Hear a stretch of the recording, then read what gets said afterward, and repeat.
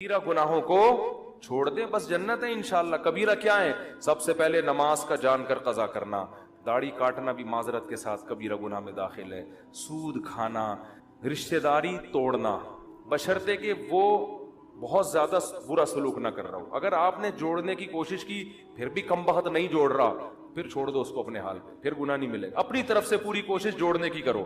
ماں باپ کو ستانا کبھی کبھار اونچ نیچ ہو جاتی ہے، بار بار ہو رہی ہے، پھر یہ ٹھیک نہیں ہے۔ باپ سے اگر نہیں بنتی نا، ہر وقت ہی چک چک الگ رہ لو۔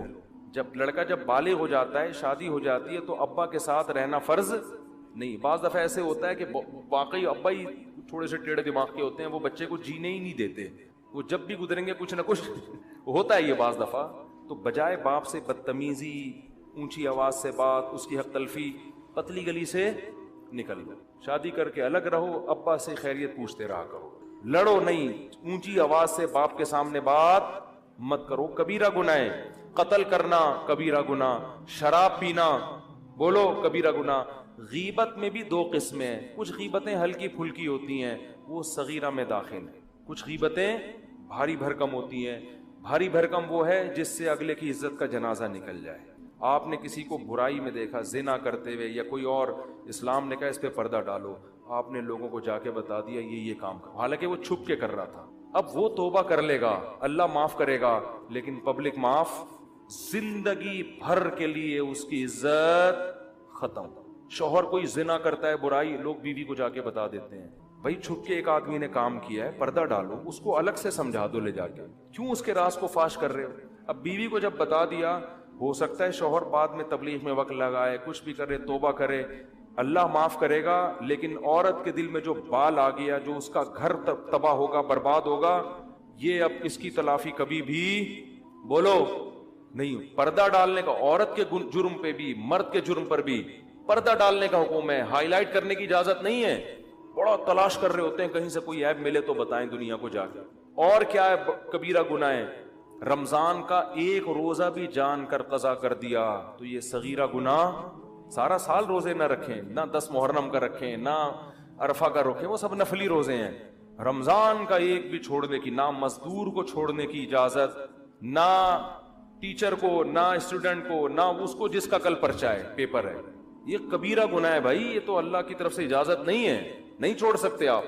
اور توڑ دیا تو 60 روزوں کا کفارہ بھی ہے۔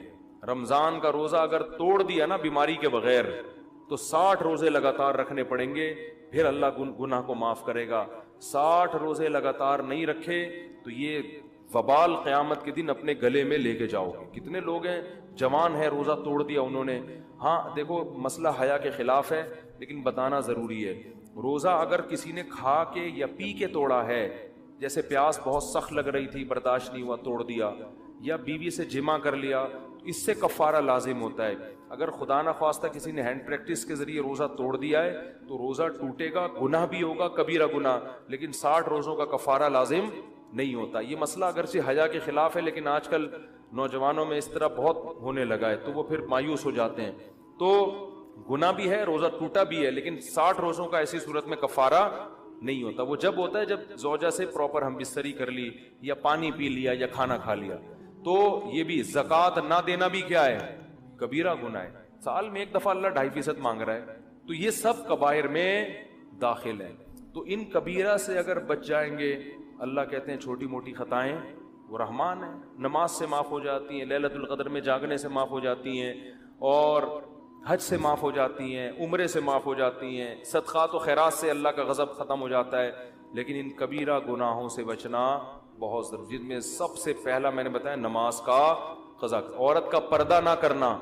کبھی کبھار بے پردگی ہو جائے صغیرہ، مستقل وہ اپنے آپ کو ایکسپوز کرتی رہتی ہے مردوں کے سامنے، مستقل وہ اس کا کام ہی یہی ہے، بے حیائی پھیلا رہی ہے، تو یہ صغیرہ میں نہیں ہے، یہ کس میں ہے؟ یہ کبیرہ میں داخل ہے۔ اللہ تعالی ہم سب کو عمل کی توفیق دے۔ ایک چھوٹی سی بات مجھے یاد آ گئی، وہ پچھلے سال ثنا خان نے توبہ کی تھی نا، ماشاءاللہ، وہ مولانا انس صاحب تھے، تو اس پہ بہت لوگوں نے نیگیٹو بھی باتیں کی تھی۔ ان کا کل فون آیا مولانا انس صاحب کا، وہ اپنی زوجہ کی کارگزاری سنا رہے تھے کہ ماشاءاللہ اشراق کی پابند، تہجد کی پابند، اور کہتے ہیں کہ مجھے شرم آ رہی ہے اس کی عبادت دیکھ کے۔ یہ انہوں نے مجھے کہا کہ یہ آپ لوگوں کو بتا دیں کیونکہ لوگوں نے اس کے بارے میں نیگیٹیوٹی بہت زیادہ پھیلائی ہے.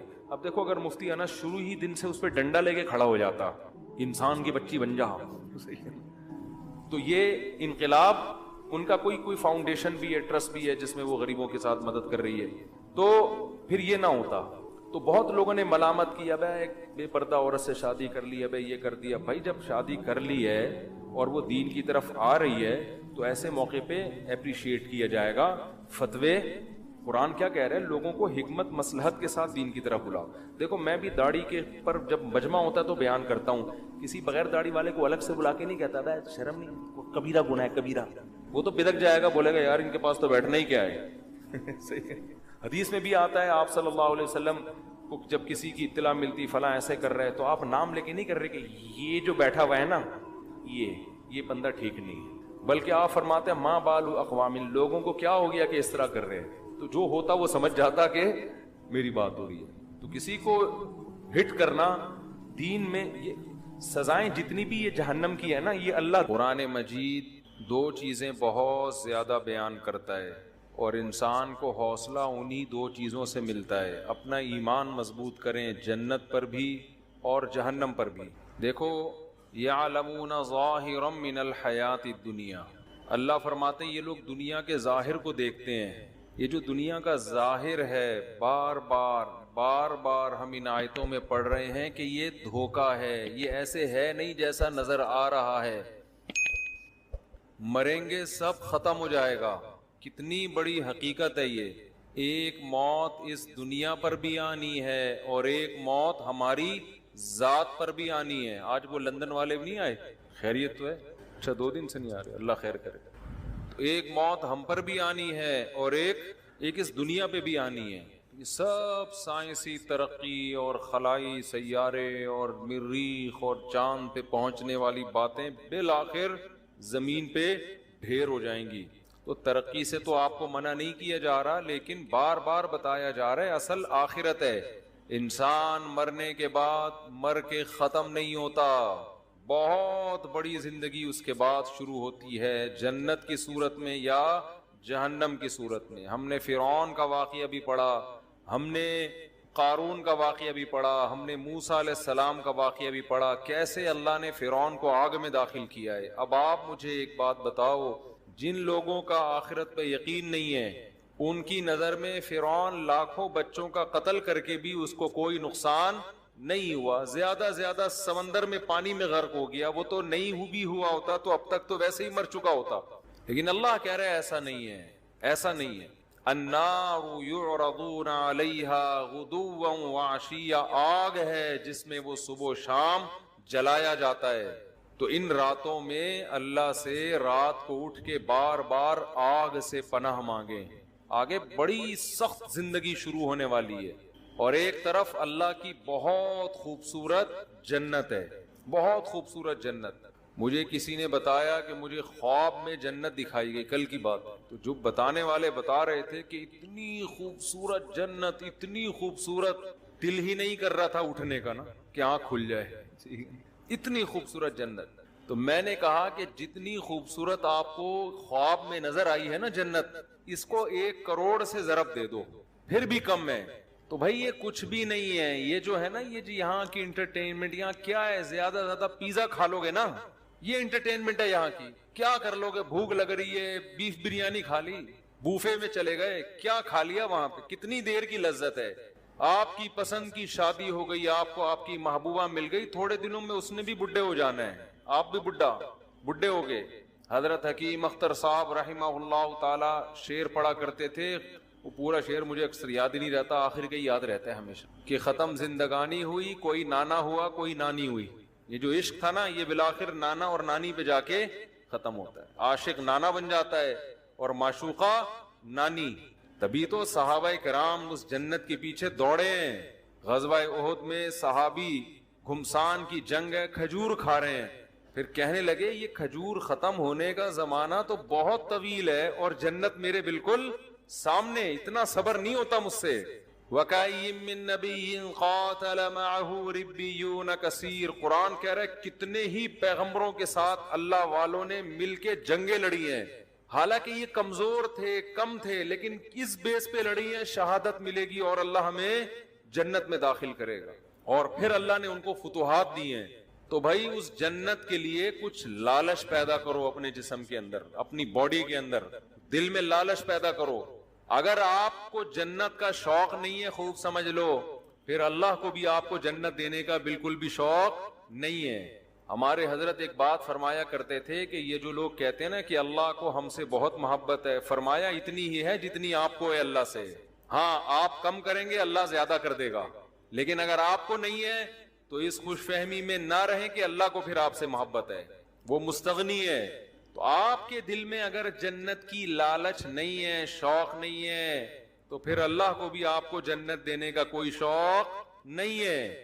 تو اللہ نے یہ حسین جنت جس کا بار بار آج بھی تذکرہ آیا، کتنی جگہ قرآن میں یدخلہم جنات تجری من تحتی، یہ تو آپ لوگ کو عربی نہیں آتی پھر بھی سمجھ میں آتا ہوگا نا، تجری من تحتها الانہار، تجری من تحتها الانہار، تجری من تحتها الانہار، کتنی دفعہ یہ آیات آتی ہیں۔ میرا پنجاب کا سفر تھا، وہاں لندن سے ایک صاحب آئے ہوئے تھے، مجھے کہنے لگے مفتی صاحب یہ جو اللہ بار بار کہتا ہے نا کہ اس ایسے باغات دوں گا جن کے نیچے نہریں بہتی، حالانکہ دنیا دار سے آدمی تھے، وہ کوئی مولانا ٹائپ کے نہیں تھے، کہتے ہیں میرا دل مچل جاتا ہے جب میں یہ آیتیں سنتا ہوں، میرا دل چاہتا ہے کہ یہ مجھے مل جائے۔ ایسے دل سے کہہ رہے تھے نا کہ بعض دفعہ انسان ایسے دل کی کیفیت سے کوئی بات کہتا ہے کہ لگتا ہے کہ یہ زبان سے نہیں بلکہ دل سے کہہ رہا ہے، اس کی واقعی یہ کیفیات بن رہی ہیں۔ مجھے ان کا جملہ بڑا اچھا لگا، کہہ رہے ہیں یار بار بار اللہ جب بھی جنت کہتے ہیں باغ کو، اور صرف باغ کو نہیں کہتے، گھنے باغات کو کہتے ہیں، بار بار قرآن کہہ رہے ہیں یار تھوڑا سا تو سوچ لو، کچھ تو حقیقت ہوگی نا۔ یہ اللہ الحمد سے لے کے والناس تک ہزاروں سینکڑوں بار جنت کا تذکرہ ویسے ہی کر رہا ہے، دینی وینی نہیں ہے ویسے ہی۔ تو اگر یہ ویسے ہی کر رہا ہے پھر تو پورا قرآن غلط ہے، پھر تو اسلام غلط ہے، پھر تو اللہ کی باتیں غلط ہیں۔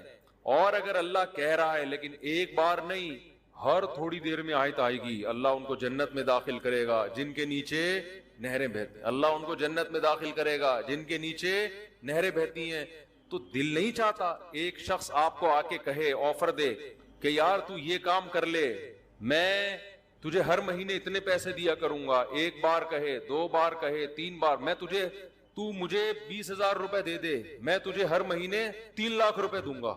ایک دفعہ کہے گا، دو دفعہ کہے گا، 3 دفعہ کہے گا، 4 دفعہ، 5ویں 6ٹھی 7ویں 8ویں 9ویں 10ویں 11ویں دفعہ میں تو آپ کے کان کھڑے ہوں گے نا، یار کہیں صحیح تو نہیں کہہ رہا یہ۔ آپ تحقیق شروع کر دو گے، یار اگر یہ سچ کہہ رہا ہے تو 20,000 میں 3 لاکھ مل رہے ہیں تو کون پاگل ہے جو نہیں دے گا؟ تو بھائی اللہ کہہ رہا ہے، وہ آدمی تو پھر بھی جھوٹا ہو سکتا ہے۔ اللہ بار بار کہہ رہا ہے، یہ میں صرف قرآن میں نہیں کہہ رہا، قل ما کنت بدعا من الرسل، اے نبی ان سے کہہ دیجئے میں نیا نبی نہیں ہوں کوئی کہ میں اس کائنات میں پہلا بندہ پیدا ہوا ہوں جو جنت کی باتیں کر رہا ہوں، میں پہلا تھوڑی ہوں، مجھ سے پہلے موسیٰ یہ باتیں کر کے گئے ہیں، داؤد یہ باتیں کر کے گئے ہیں، سلیمان یہ باتیں کر کے گئے ہیں، عیسیٰ نے بھی یہی کہا۔ آج تورات اور انجیل اٹھا کے دیکھو، اتنی تحریف ہو گئی، جنت کا وہی نقشہ نظر آئے گا جو قرآن بیان کر رہا ہے، اس میں تحریف نہیں ہوئی ہے۔ جہنم کا وہی نقشہ بیان تورات بھی بیان کرے گی جو قرآن بیان کر رہا ہے۔ قرآن کہہ رہا ہے قل ما کنت بدعا من الرسل، اے نبی ان سے کہہ دیجئے میں کوئی نیا پیغمبر نہیں ہوں، مجھ سے پہلے سارے پیغمبر یہی باتیں کر کے گئے ہیں، تو کیوں ایمان نہیں لے کر آتے اللہ کی باتوں پر؟ آپ کہو گے کہ اللہ تو دکھا کیوں نہیں دیتا ایک دفعہ ہمیں؟ بہت مشکل ہے بات سمجھانا میرے بھائی۔ آپ کے دل میں یہ بات آ رہی ہوگی اللہ ذرا سی جھلک دکھا دے، چلو میں آپ سے کہتا ہوں تھوڑی دیر کے لیے فرض کر لو اللہ ذرا سا جنت سے پردہ ہٹا دے، اللہ بتا دے کہ یہ الفلاحیہ مسجد کے گیٹ ہے نا، اس کے پیچھے میں نے تھوڑی دیر کے لیے جنت سجا دی، ذرا جھانک کے دیکھ لو۔ اور ہم نے جھانک کے دیکھا تو ہمیں کیا نظر آیا؟ ہمیں ایک عظیم دنیا نظر آئی۔ تھوڑی دیر کے لیے فرض کر لیں ہم دیکھ لیں تو ہمارا ہوگا کیا پھر ہم پھر بھی اسی طرح ڈھیلے رہیں گے ہم جیسے اب ہیں؟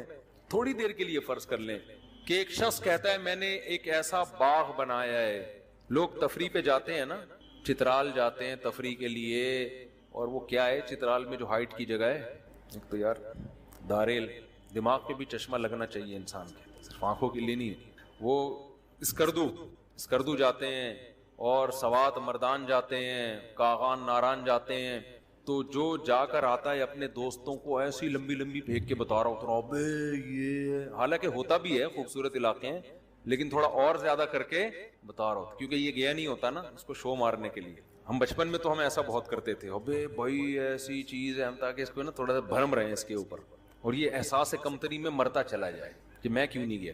بچے یہ شو بازی والا کام بہت کرتے ہیں. لیکن واقعی اب آپ ایسی جگہ سے گھوم پھر کر آئے، اب آپ اپنے دوست کے سامنے نقشہ کھینچ رہے ہو، یار میں ایسی جگہ گیا جہاں خوبصورت گھنے باغات تھے، جہاں بہترین، جہاں کے لوگ ایک الگ ہی قوم رہ رہی تھی وہاں پہ. میں نے اس قوم سے انٹرویو لیا، ان کے چہرے بہت خوبصورت، صحتیں بہت اچھی.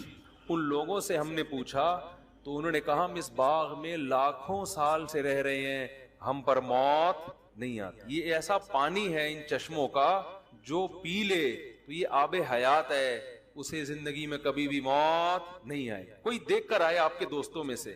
آپ نے کہا کہ وہاں ایسے خوبصورت باغات پھل درختوں پہ لدے ہوئے ہیں اور پھلوں کے بوجھ سے درختوں کی ٹہنیاں زمین کو چھو رہی ہیں، قطوفھا دانیہ، جیسے قرآن نقشے کھینچتا ہے. اور وہاں اتنی خوبصورت عورتیں ان لوگوں کی قوم میں جو ان کو ملی ہیں نکاح کرنے کے لیے، شادی کرنے کے لیے، اتنی خوبصورت عورتیں ہیں، یرا مخ سوقہما من وراء اللحم، کہ ان کی پنڈلیوں کا گودا بھی ان کی کھال سے نظر آتا ہے، ایسی شفاف اسکن ہے ان کی.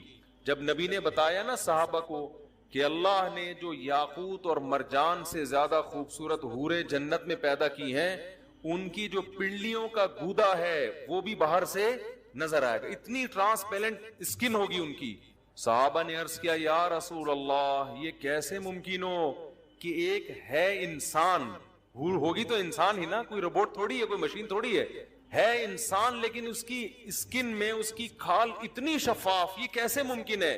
تو آپ نے فرمایا کیا تم نے قرآن میں پڑھا نہیں ہے کأنہن الیاقوت والمرجان؟ میرا رب جنت کی حور کی تعریف کے لیے کہتا ہے جنت کی حوریں ایسی ہیں جیسے یاقوت اور مرجان. تو کیا یاقوت کے پتھر میں، موتی میں دھاگا داخل کیا جائے وہ باہر سے نظر نہیں آتا کیا؟ حالانکہ کتنا ہارڈ ہوتا ہے، کتنا سخت ہوتا ہے، اس کے باوجود بھی وہ باہر سے نظر آتا ہے. تو یہ تو دنیا میں اللہ نے ایسی حسین چیزیں، ایسے پتھر پیدا کیے ہوئے ہیں جو اتنے شفاف ہوتے ہیں کہ آپ ان کے اندر ان کا دھاگا نظر آ رہا ہوتا ہے. تو جنت کی حور تو جنت کی حور ہے، تو دنیا میں اس کی مثالیں ملتی ہیں. تو مجھے بتاؤ اگر کوئی آپ کو آ کے بتائے یار ایسا علاقہ دیکھ کے آیا ہوں، وہاں ایسی خوبصورت عورتیں اور وہاں لوگ کبھی بیمار نہیں ہوتے. جیسے میں گلگت گیا نا تو 80 سال لوگوں کی عمریں، وہاں لوگ بتا رہے ہیں 80 سال نہیں 80 لاکھ سال سے زندہ ہیں. اور یہاں کے بارے میں رپورٹ یہ ہے کہ یہاں کسی کو موت نہیں آتی.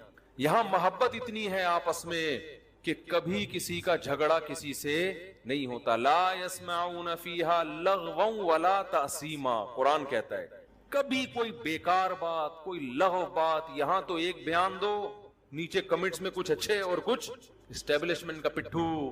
اب اسٹیبلشمنٹ کے تانے کیوں دے رہے ہو؟ اب تو اسٹیبلشمنٹ اس کے خلاف ہے بھائی. ہمیں کہتے تھے نا اسٹیبلشمنٹ کے پٹھو ہیں، یہ حکومت کے پٹھو ہیں. اب تو حکومت بھی گئی، اسٹیبلشمنٹ بھی آپ کے ساتھ ہے. اب اگر میں حمایت کر رہا ہوں تو کم از کم اب تو یہ نہ بولو نا کہ اسٹیبلشمنٹ کے پٹھو ہیں. تو آدمی کی کھوپڑی گھومتی ہے نا کہ یار تم کیا کر رہے ہو، کچھ بولنے ہی نہیں دیتے.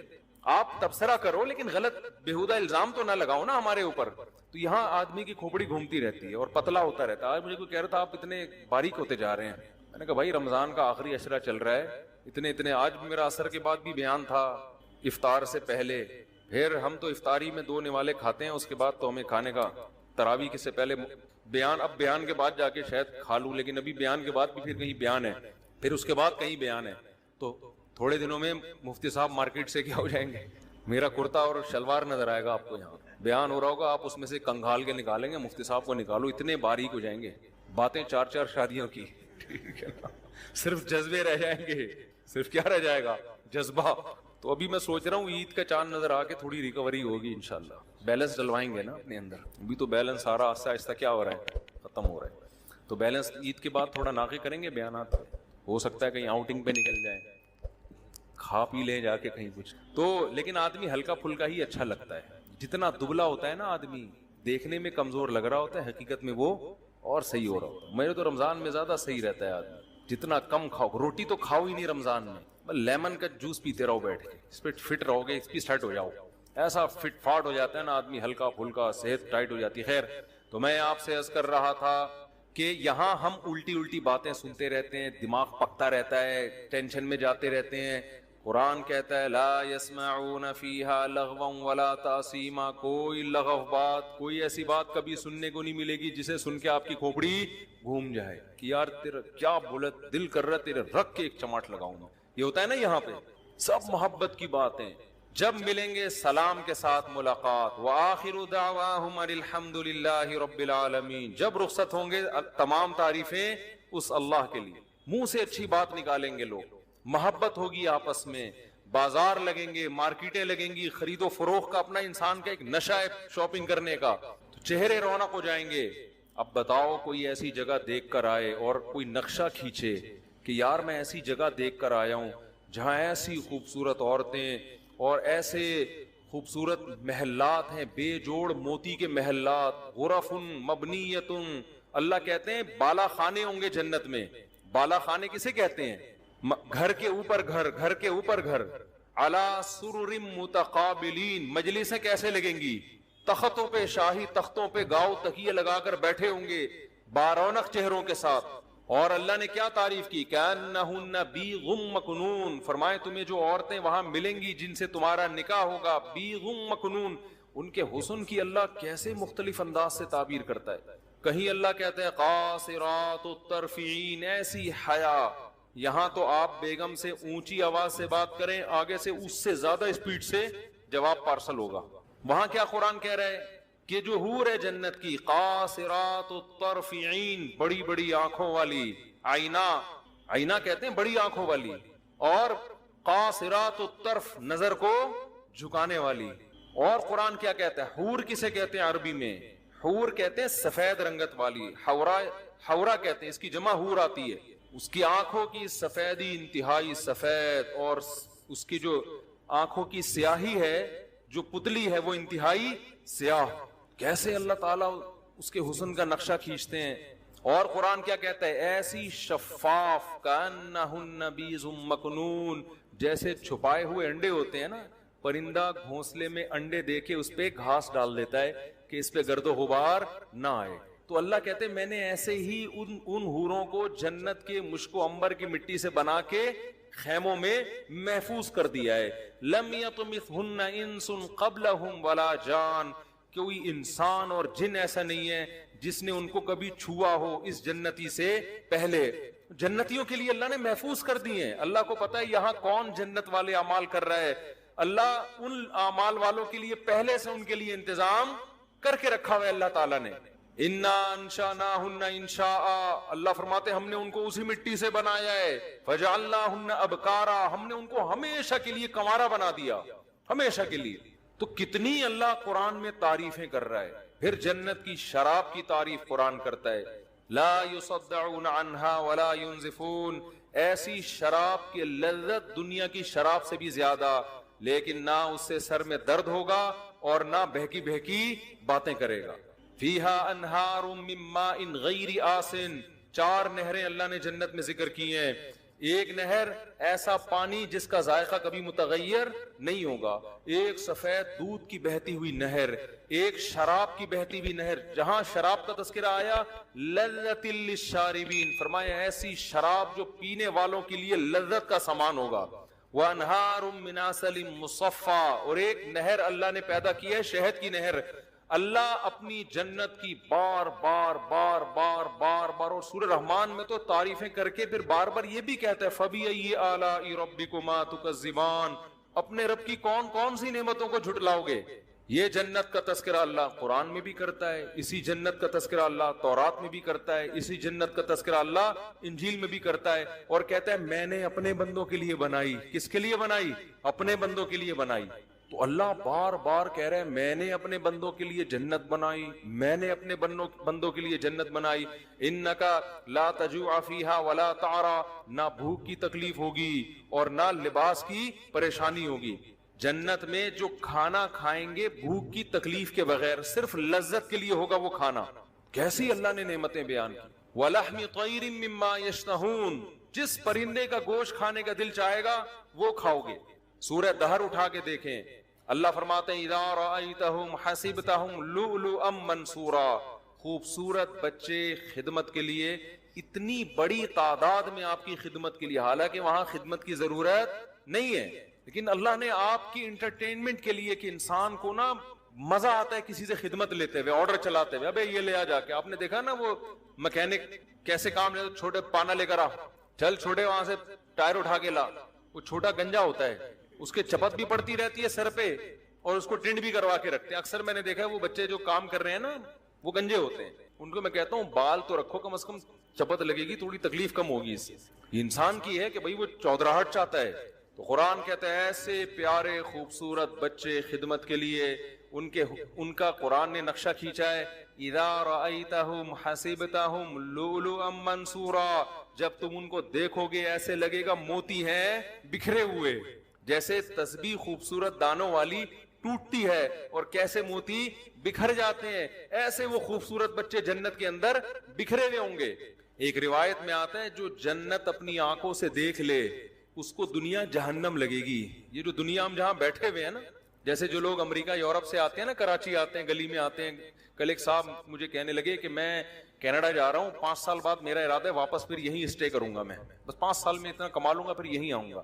میں نے کہا 5 سال کے بعد آپ یہاں آؤ گے مگر آپ کا یہاں دل نہیں لگے، کیونکہ آپ نے کینیڈا دیکھ لیا ہوگا، آپ کو یہاں گٹر کے ڈھکن ہضم ہی نہیں ہوں گے آپ کو یہاں، پھر یہاں ٹریفک، پھر گاڑیاں. تو میں نے کہا یہاں تو جاؤ نہیں، اسی گندگی میں گزارا کرو، کیونکہ اس گندگی میں بہت سی اچھائیاں بھی ہیں. مذہب محفوظ ہے یہاں پہ، سستائی ہے وغیرہ وغیرہ. بھی میں اس ٹاپک پہ نہیں جاتا، بہت سی خوبیاں ہیں. تو یہ گٹر کے ڈھکن وکن برداشت کر لو، آپ کا امیون سسٹم اتنا اچھا ہو جائے گا یہاں پہ رہ کے کہ کسی دن گٹر میں گر بھی گئے نا تو اگلے گٹر سے نکلو گے زندہ سلامت. ایسا سسٹم ہو جاتا ہے یہاں پہ. وہاں سے نکلنا بھی ضروری نہیں ہے، اگر آپ چلتے چلتے اگلے ڈھکن اور اگلے سے نکل جاؤ گے، کیونکہ ڈھکن وہاں بھی نہیں ہوگا. یعنی یہ بھی ٹینشن نہیں ہے کہ میں یہاں سے آگے چلا گیا، پیچھے سے پانی کا پریشر آیا، نکلوں گا کہاں سے، کوئی بات نہیں، اگلے ڈھکن سے نکل جاؤ آپ. تو روایت میں آتا ہے کہ کوئی یہاں آ کے کوئی جنت میں یہاں آ کے دیکھ لینا تو اسے یہ کیا لگے گی دنیا جہنم. تو اللہ اتنی تعریفیں کر رہا ہے. ان للمتقین مفازا، جو لوگ پرہیزگار ہیں، گناہوں سے بچتے ہیں، انٹرنیٹ پر بےہودہ فلمیں نہیں دیکھتے، اگر کبھی غلطی ہو رب کو منا کے رو کے منا کے توبہ کرتے ہیں، نظر کی حفاظت کرتے ہیں، یغضوا من ابصارہم، سود نہیں کھاتے، کسی کی غیبت نہیں کرتے، کسی پر بہتان نہیں لگاتے. بہتان میں یہ بھی ہے سیاسی اختلافات میں مخالف پر بیجا الزامات لگانا، یہ بھی بہتان تراشی میں داخل ہے. آپ کسی سیاسی جماعت میں بغیر دلیل کے اپنے لیڈر کے کہنے پہ دوسرے کے لیڈر کو برا کہنا شروع کر دیں. یہ کوئی دلیل نہیں ہے کہ میرے قائد نے بولا تھا کہ ایسا ہے تو آپ نے بھی بول دیا ویسا ہے. آپ کے قائد کی کیا دلیل ہے؟ آپ کے وہ تو اپوزیشن میں، وہ تو بولیں گے ایسا ہے. قرآن بار بار کہتا ہے کسی پر بہتان نہیں لگاتے جب تک کوئی یقینی دلیل نہ ہو. کسی پر بہتان نہیں لگاتے، غیبت نہیں کرتے، رشتہ داری کو جوڑتے ہیں. او بھائی تمہیں دنیا ایسا انعام نہیں دے سکتی. دیکھو اللہ ہمیں جو نیک اعمال کا کہہ رہا ہے نا، وہ اللہ اس لیے نہیں کہ ہم ایک دوسرے کو خوش کریں، اس لیے کہ ہم کس کو خوش کریں؟ اللہ کے لیے. میرا رب اگر مجھے کہتا ہے میں اپنے باپ کو نہ ستاؤں، میں اپنے باپ کی اطاعت کروں، تو رب باپ کے لیے نہیں کہہ رہا. رب کس کے لیے کہہ رہا ہے؟ اپنے لیے، کہ میرا حکم ہے ماں باپ کی خدمت کرو. اس کا بدلہ ماں باپ نہیں دیں گے، کون دے گا؟ میں دوں گا. جو مذہب کو نہیں مانتے وہ ماں باپ کی خدمت کا بدلہ کس سے مانگتے ہیں؟ ماں باپ سے مانگتے ہیں. جو مذہب کو نہیں مانتے، جنت جہنم کو نہیں مانتے، باپ اگر اولاد پر احسان کرے گا تو اس کا بدلہ کس سے مانگے گا؟ اولاد سے. وہ اللہ سے بدلہ نہیں مانگے گا. جو مذہب کو نہیں مانتے وہ غریب پر احسان کریں گے تو اس کا احسان کا بدلہ کس سے مانگیں گے؟ غریب سے. گوروں نے کتاب لکھی ہے کہ دنیا میں جو بھی اچھا کام کرتا ہے اس کا حق ہے کہ اس کو دنیا میں پیسوں کی صورت میں بدلہ دیا جائے. یہ گورے کہتے ہیں ہر شخص کو اس کا کوئی بھی کچھ بھی کر رہا ہو اس کی قیمت ہوتی ہے. تبھی آپ دیکھیں بہت سے موٹیویشنل اسپیکر ہیں، یہ فری میں کہیں 5 منٹ بھی بیان نہیں دیں گے جا کے. ہر بیان کی ان کی قیمت ہوتی ہے. وہ کہتے ہیں ہم جب آپ کی خدمت کر رہے ہیں تو ہمیں اس کے بدلے میں کیا مل رہا ہے؟ ہمارے ریٹ ہیں 1 گھنٹے کے اتنے, آدھے گھنٹے کے اتنے پائیں, کبھی فری میں بھی تو کر دیا کرے نا بات. لیکن اگر آپ آخرت کے لیے کام کر رہے ہو جیسے ہمارے اکثر علماء کرتے ہیں تو ان کے بیانات کی کوئی قیمت نہیں ہوتی. مجھے لوگ سمجھتے ہیں کہ جو ہم یہاں پورا تراویح میں بیٹھ کے بیان کر رہے ہیں اس کے ہمیں پیسے مل رہے ہیں, پیسے مل رہے ہیں. یا ہم کہیں دنیا میں باہر ملکوں میں بیان کے لیے جاتے ہیں تو ہمیں 5 روپے بھی نہیں ملتے. ہمیں کوئی ہدیہ تو کوئی بھی کسی کو کسی بھی ٹائم پہ دے دے, اس پہ تو منع نہیں کیا جا سکتا کسی کو. انگریز نہیں کرتا یہ کام. آپ نے کبھی انگریزوں کو دیکھا 1-1 گھنٹے کے لیکچر فری پھوکٹ میں دے رہے ہوں؟ کبھی سنا آپ نے؟ بولو نا کیا ہو گیا؟ کبھی بھی نہیں سنا. اور اسلام اسی وجہ سے زندہ ہے, اسی وجہ سے اسلام زندہ ہے. آج عیسائی مشنریاں جو محنت کر رہی ہیں, ہر مشنری کو اس کا پیسہ, ہر کارکن کو پیسہ ملتا ہے جو بھی ان مشنریوں میں.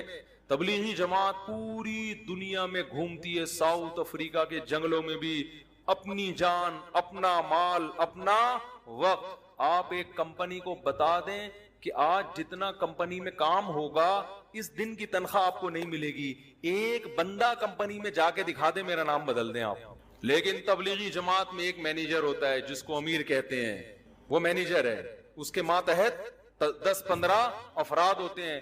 پورے سال جماعت کو لے کے چلتا ہے, وہ پورے سال 1 روپیہ بھی اس کا نہیں لیتا, 1 روپیہ بھی. اپنا پیسہ ان پہ خرچ کر رہا ہے الٹا. پورے سال جماعت کو سردی, گرمی, خزاں, بہار کے موسم میں پہاڑوں میں, پتھروں میں, گاؤں میں, دیہاتوں میں, ایسی ایسی جگہ جماعتوں کو لے کے جائے گا. واش روم میں ٹوٹے ہوئے لوٹے, ٹوٹے ہوئے واش روم, بڑے بڑے امیر گھرانوں کے لوگ, آرمی کے بریگیڈیئر کرنل جیسے لوگ اس کے ماتحت ہوتے ہیں امیر کے. اور وہ امیر وہ 5ویں پاس بھی نہیں ہوتا. کیسے بہترین نظام کے تحت پوری سال جماعت کو گھما کے واپس لے آتا ہے. جب واپس آتا ہے تو کوئی ہار پھول لے کے استقبال کے لیے کھڑا نہیں ہوتا کہ اللہ کے راہ میں سال لگا کے آیا ہے. یہ کہاں سے, یہ کیوں ہو رہا ہے بھائی؟ یہ کوئی دنیا میں تصور کر سکتا, کوئی گورا انگریز تصور کر سکتا ہے اس کا؟ یار نہیں سمجھ میں آ رہی نا تو مجھے غصہ نہیں دلایا کرو تم لوگ, یوں کر دیا کرو, ہاں نہ کچھ منہ ہلایا کرو.